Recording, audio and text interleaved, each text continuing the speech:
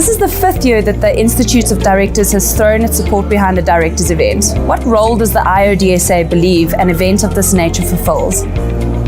I think there are so many issues facing our country, and I think business has a big responsibility to try and solve some of those issues. Business almost wouldn't be sustainable if it doesn't solve those issues. And therefore, us as business leaders, as directors, we need to start thinking about these things. This event is an annual reminder of some of those issues and almost a debate of some of the solutions. And we hope that the thoughts and the ideas that come out of this continue during the year as well. In terms of the level of corruption that's been exposed recently in both public and private sector organizations, how does the IODSA believe corporate governance should evolve to put more checks and balances in place? So really my view is that the issue is not corporate governance and the checks and balances that are there already. The issue is rather the implementation thereof. So governance calls for various things. It calls for independence, but how independent is a board if they become too cozy with management and are not applying a level of professional skepticism that's necessary?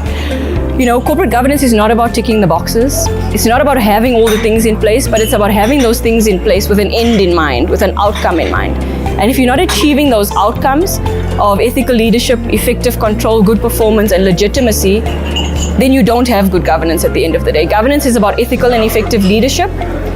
No law or set of rules or code of governance can stop someone from doing something wrong if they wish to do something wrong.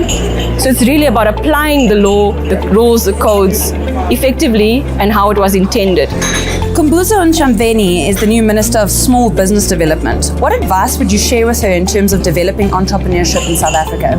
I think the first thing is entrepreneurs are not exposed to corporate governance.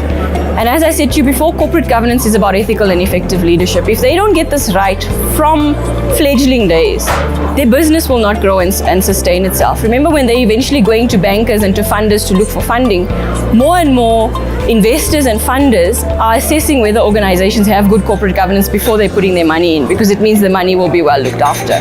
So I think the importance of governance needs to be instilled in these entrepreneurs.